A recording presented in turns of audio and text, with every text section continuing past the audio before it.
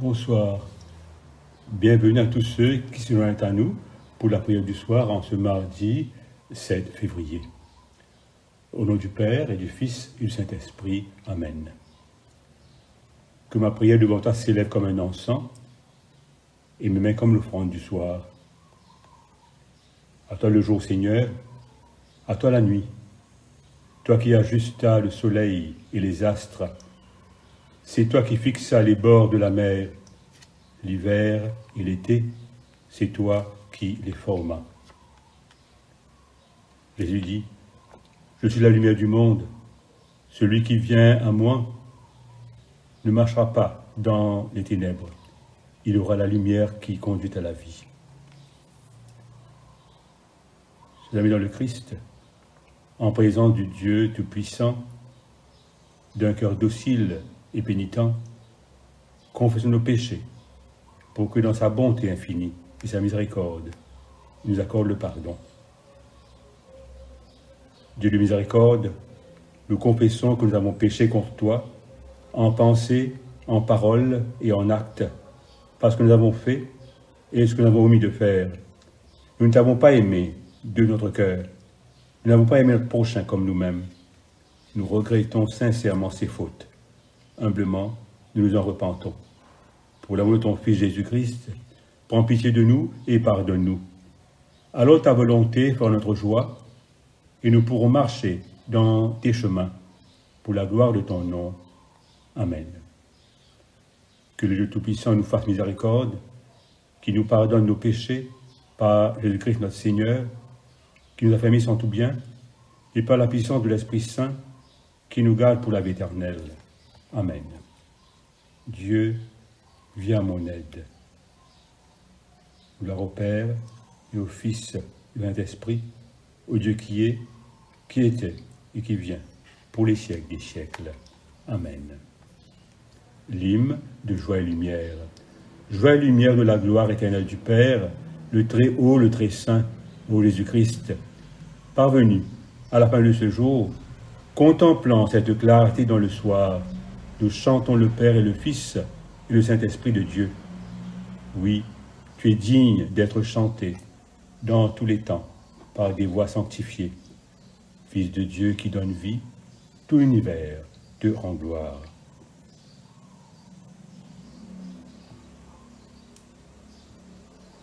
Nous mettons nous-mêmes à l'écoute de la parole de Dieu.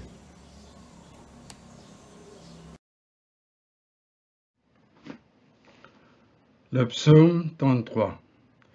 Juste réjouissez-vous en l'Éternel. La louange sied aux hommes droits. Célébrez l'Éternel avec la harpe. Célébrez-le sur le luth à 10 cordes. Chantez-lui un cantique nouveau. Faites retentir vos instruments et vos voix.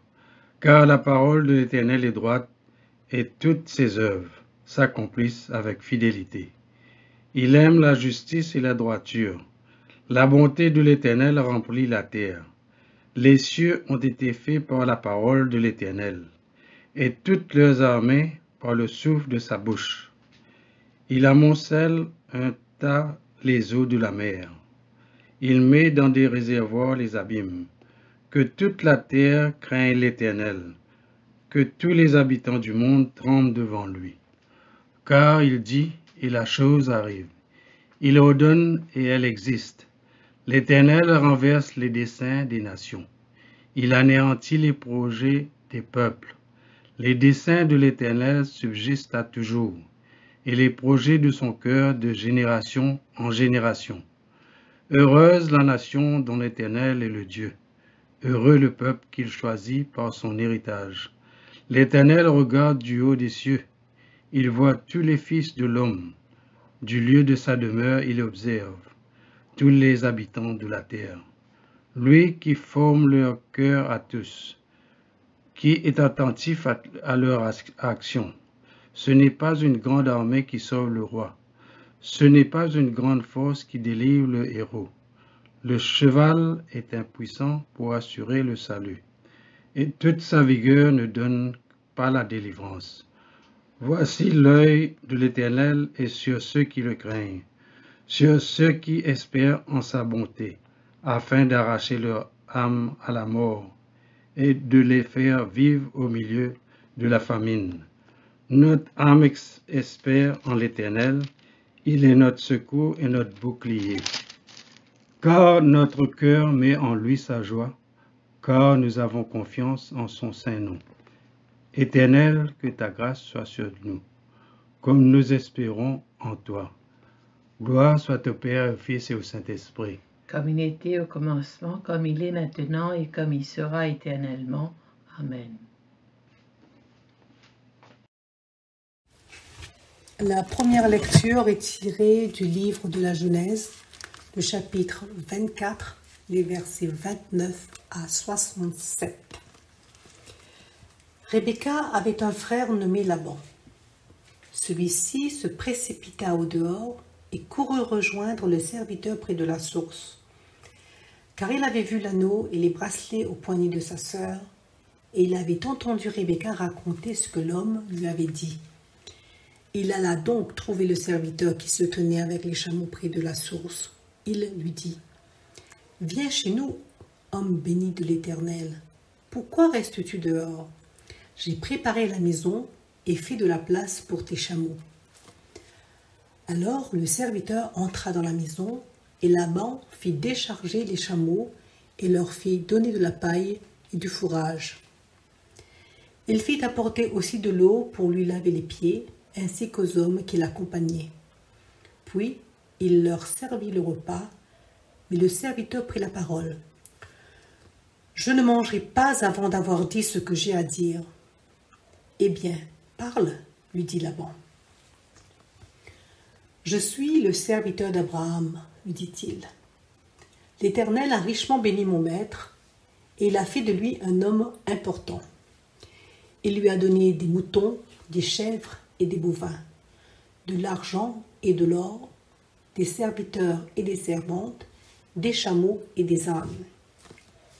Dans ses vieux jours, Sarah, la femme de mon maître, lui a donné un fils à qui il a fait don de tout ce qu'il possède. Or, mon maître m'a fait prêter serment en disant : « Tu ne feras pas épouser à mon fils une Cananéenne du pays où j'habite, mais tu te rendras dans la famille de mon père, et c'est là que tu prendras une femme pour mon fils. » J'ai répondu à mon maître : « Peut-être la femme ne voudra-t-elle pas me suivre ?» Il m'a dit alors : « J'ai toujours vécu selon la volonté de l'Éternel. Il enverra son ange avec toi et fera réussir ton voyage pour que tu trouves une femme pour mon fils dans ma parenté, dans la famille de mon père. Une fois que tu te seras rendu dans ma parenté, si l'on refuse de laisser partir la jeune fille, alors tu seras dégagé du serment que je t'impose. Or, aujourd'hui, quand je suis arrivé à la source, j'ai prié. Éternel, Dieu de mon maître Abraham, veuille faire réussir le voyage que j'ai entrepris. Je me tiens près de la source. La jeune fille qui sortira pour puiser de l'eau, à qui je demanderai de me donner à boire un peu d'eau de sa cruche, et qui me répondra « Bois », puis je puiserai aussi de l'eau pour tes chameaux, quelle soit la femme que tu destines au fils de mon maître. » Je n'avais pas encore fini de prier en moi-même que Rebecca est sortie, une cruche sur l'épaule. Elle est descendue à la source et a puisé de l'eau. Je lui ai demandé « S'il te plaît, donne-moi à boire. » Elle s'est empressée de descendre sa cruche de l'épaule et m'a dit « Bois, et je donnerai aussi à boire à tes chameaux. » J'ai donc bu, et elle a aussi donné à boire aux chameaux. Puis je lui ai demandé « De qui es-tu la fille ?» Elle m'a répondu « Je suis la fille de Bethuel, le fils de Nahor et de Milca. » Alors j'ai mis un anneau à son nez et j'ai passé des bracelets à ses poignets. Ensuite, je me suis inclinée pour me prosterner devant l'Éternel et j'ai loué l'Éternel, le Dieu de mon maître Abraham, pour m'avoir conduit sur le bon chemin chez la petite nièce de mon maître, afin que je la ramène pour son fils. Et maintenant, si vous voulez témoigner une véritable bienveillance à mon maître, dites-le moi. Sinon, dites-le moi aussi pour que je me tourne d'un autre côté. Laban et Bethuel répondirent: Tout cela vient de l'Éternel. Que pourrions-nous dire de plus, en bien ou en mal? Voici Rebecca, elle est là, devant toi. Prends-la, emmène-la et donne-la comme épouse au fils de ton maître, comme l'Éternel en a décidé. Lorsque le serviteur d'Abraham entendit ces paroles, il se prosterna jusqu'à terre devant l'Éternel. Puis il sortit des objets d'argent et d'or et des vêtements pour les donner à Rebecca. Il fit aussi de riches présents à son frère et à sa mère. Après cela, lui et ses compagnons mangèrent et burent, puis ils passèrent la nuit dans la maison. Le lendemain matin tôt, il dit: Laissez-moi retourner chez mon maître. Le frère et la mère de Rebecca répondirent: Que la jeune fille reste encore quelques jours avec nous.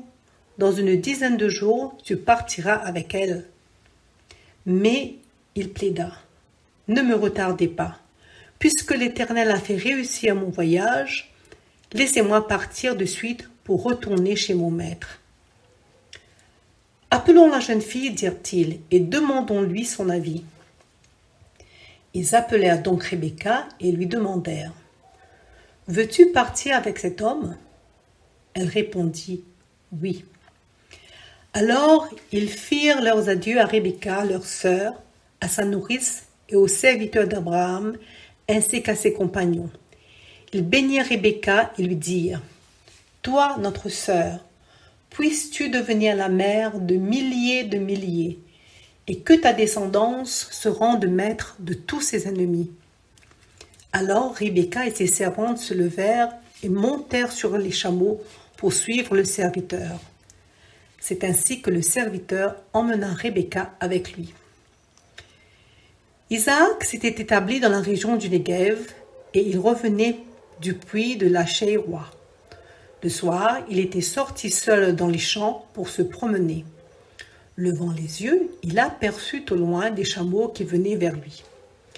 Rebecca aussi leva les yeux, elle vit Isaac et sauta à bas du chameau.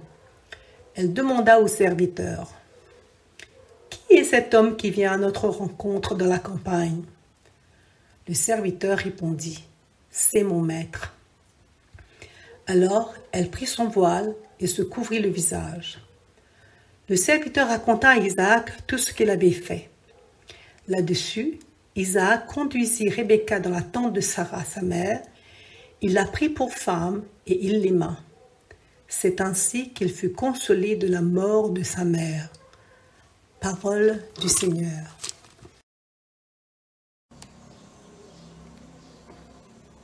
La seconde lecture nous vient de la première lettre de Paul à Timothée, au chapitre 6, des versets 11 à 21. Pour toi, homme de Dieu, fuis ces choses et recherche la justice, la piété, la foi, la charité, la patience, la douceur. Combat le bon combat de la foi. Saisis la vie éternelle à laquelle tu as été appelé et pour laquelle tu as fait une belle confession en présence d'un grand nombre de témoins. Je te recommande devant Dieu qui donne la vie à toutes choses et devant Jésus-Christ qui fit une belle confession devant Ponce Pilate de garder le commandement et de vivre sans tache, sans reproche jusqu'à l'apparition de notre Seigneur Jésus-Christ, que manifestera en son temps le bienheureux et seul souverain, le roi des rois et le Seigneur des seigneurs, qui seul possède l'immortalité, qui habite une lumière inaccessible, que nul homme n'a vu ni ne peut voir, à qui appartiennent l'honneur et la puissance éternelle. Amen. Recommande aux riches du présent siècle de ne pas être orgueilleux et de ne pas mettre leur espérance dans des richesses incertaines, mais de la mettre en Dieu, qui nous donne avec abondance toutes choses pour que nous en jouissions. Recommande-leur de faire du bien, d'être riches en bonnes œuvres, d'avoir de la libéralité, de la générosité, et de s'amasser ainsi pour l'avenir un trésor placé sur un fondement solide, afin de saisir la vie véritable. Ô Timothée, garde le dépôt en évitant les discours vains et profanes et les disputes de la fausse science dont font profession quelques-uns qui ne sont ainsi détournés de la foi. Que la grâce soit avec vous. Ici prend fin la leçon. Un des problèmes auxquels Timothée avait à faire face, c'était le problème de quelques personnes au sein de la communauté de l'Église, quelques faux docteurs, qui mettaient en avant des enseignements et même des comportements qui étaient contraires aux vrais enseignements de la Bible. Ces enseignements étaient aussi remplis de mauvaises motivations. Évidemment, tout cela pouvait avoir une grande influence sur les autres membres de la communauté, de la conduite de leur foi. Dans le passage que nous avons écouté, afin de résister à la pression extérieure apportée par ces gens, Paul adresse à Timothée un appel solennel à demeurer fidèle à Dieu et à la foi biblique, tout en tenant compte de sa vocation. Citation: « Pour toi, homme de Dieu, fuis ces choses et recherche la justice, la piété, la foi, la charité, la patience, la douceur. Combat le bon combat de la foi. Saisis la vie éternelle à laquelle tu as été appelé et pour laquelle tu as fait une belle confession en présence d'un grand nombre de témoins. » Fin de citation. Timothée est un homme de Dieu. Il s'est engagé avec le Seigneur par une profession de foi, baptême, consécration à un ministère, dans la présence d'un grand nombre de témoins. Timothée aspire à la vie éternelle grâce à Jésus qui est mort pour lui. Il doit fuir toutes ces choses qui sont contraires à l'appel qu'il a reçu et à s'attacher plutôt à celles qui le distinguent comme un homme de Dieu. Pour Paul, Timothée allait persévérer et rester fidèle. Il saurait combattre le bon combat de la foi, de la mesure où il ne perd pas de vue ce à quoi il a été appelé lorsqu'il a pris publiquement l'engagement de servir le Seigneur. Ressentons-nous le besoin d'être rassurés et encouragés dans notre marche chrétienne? À travers ce texte, Dieu nous a aussi exhortés à lui demeurer fidèles. Combat le bon combat de la foi, nous dit-il. Recherche la justice, la piété, la foi, la charité, la patience et la douceur. Amen.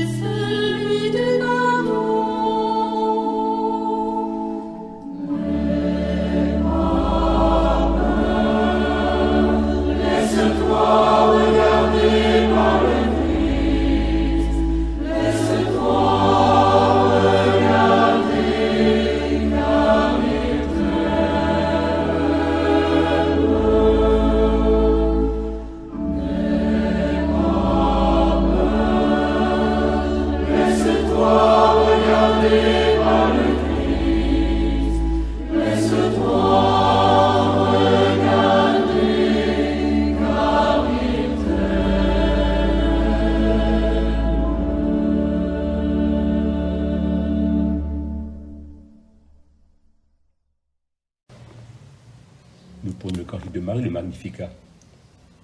Mon âme exalte le Seigneur, exulte mon esprit en Dieu mon Sauveur. Il s'est penché sur son âme servante.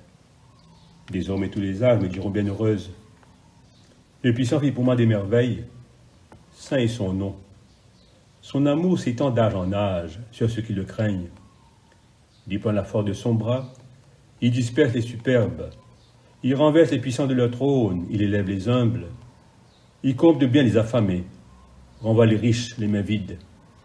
Il relève Israël son serviteur, il se souvient de son amour, de la promesse faite à nos pères, en faveur d'Abraham et de Sarah à jamais. Gloire au Père et au Fils et au Saint-Esprit, pour les siècles des siècles. Amen. Le cantique de Siméon. Maintenant, ô Maître souverain, tu peux laisser ton serviteur s'en aller en paix selon ta parole, car mes yeux ont vu le salut que tu préparais à la face des peuples. Lumière qui se révèle aux nations et donne gloire à ton peuple Israël. Gloire au Père et au Fils et au Saint-Esprit, pour les siècles des siècles. Amen.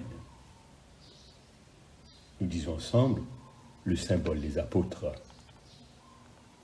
Je crois en Dieu, le Père Tout-Puissant, Créateur du ciel et de la terre, et en Jésus-Christ, son Fils unique, notre Seigneur, qui a été conçu du Saint-Esprit, et né de la Vierge Marie, a souffert sous Ponce Pilate, a été crucifié, est mort et a été enseveli. Il est descendu aux enfers. Le troisième jour est ressuscité des morts, est monté aux cieux, est assis à la droite de Dieu, le Père Tout-Puissant, d'où il viendra juger les vivants et les morts. Je crois en l'Esprit Saint, à la Sainte Église catholique, à la communion des saints, à la rémission des péchés, à la résurrection de la chair, à la vie éternelle. Amen.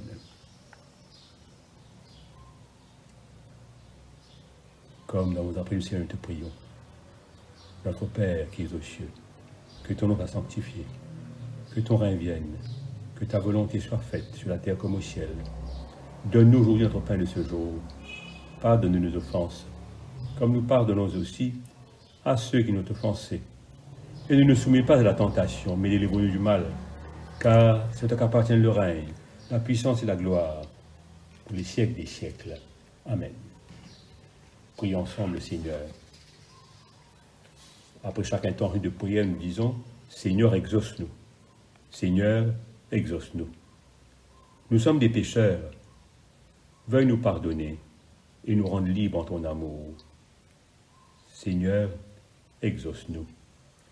Conduis et garde ton peuple. Maintiens-le dans la ferveur et donne-lui la victoire sur le mal. Seigneur, exauce-nous. Restaure et renouvelle la paix et l'unité entre les chrétiens. Dirige ceux qui n'ont pas la foi et la lumière de l'Évangile. Seigneur, exauce-nous. Affermis-nous et garde-nous à ton service. Mets dans nos cœurs le désir de ton royaume. Seigneur, exauce-nous. Donne à tous les hommes de partager les fruits de la terre et du travail. Accorde à tous les peuples de la paix véritable et le sens de l'unité humaine. Seigneur, exauce-nous. Garde nos frères, nos proches et nos amis, que tous nous soyons comblés de ta vie. Seigneur, exauce-nous. À tous les hommes qui meurent, accorde ta lumière et le repose en toi. Seigneur, exauce-nous. Dans le moment de recueillement, présentons à Dieu une intention individuelle.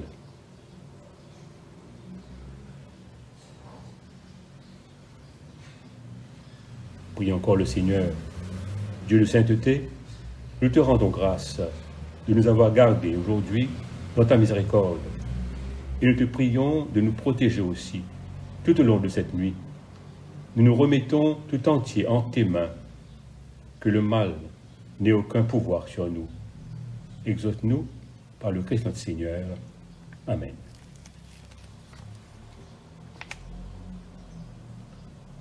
Ô Dieu, tu es la vie de tous les vivants, la lumière des croyants, la force de ceux qui peinent et le repos des défunts. Nous te rendons grâce pour les bienfaits de ce jour qui s'achève et nous implorons ta protection pour la nuit qui vient. Conduis-nous en sûreté jusqu'aux heures du matin. Nous te demandons, par celui qui est mort et ressuscité pour nous, ton Fils, Jésus-Christ notre Seigneur. Amen. Reste avec nous, Seigneur, car il se fait tard et déjà le jour baisse. Sois un compagnon sur la route. Enflamme notre cœur, ravive notre espérance, pour que nous découvrions dans les Écritures et dans le pain partagé. Nous te demandons dans ta tendresse. Amen. Dieu Tout-Puissant, toi qui nous as accordé la grâce de t'adresser d'un cœur unanime notre prière commune, tu as promis par ton Fils que lorsque 2 ou 3 se réuniraient en son nom, tu serais au milieu d'eux. Comble maintenant, Seigneur, nos désirs et nos vœux, selon ce qui nous est utile. Donne-nous, en cette vie, la connaissance de la vérité et dans le monde à venir, la vie éternelle. Amen. Bénissons le Seigneur. Que le Dieu de l'espérance nous comble de joie et de paix, afin que nous débordions d'espérance par la puissance de l'Esprit Saint. Amen.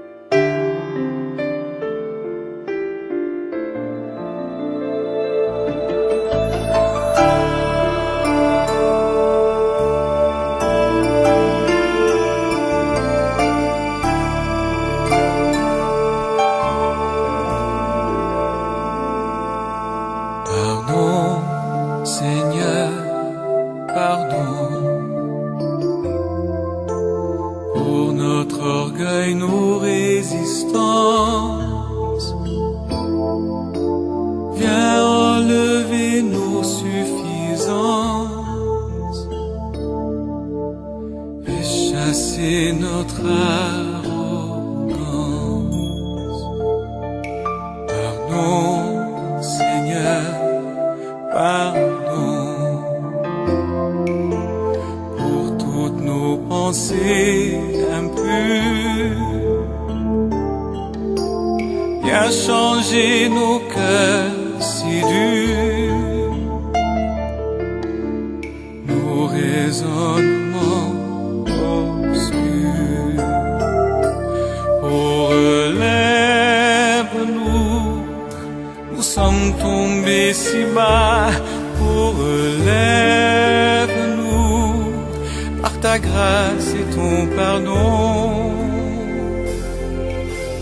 Aie pitié de nous, nous nous humilions de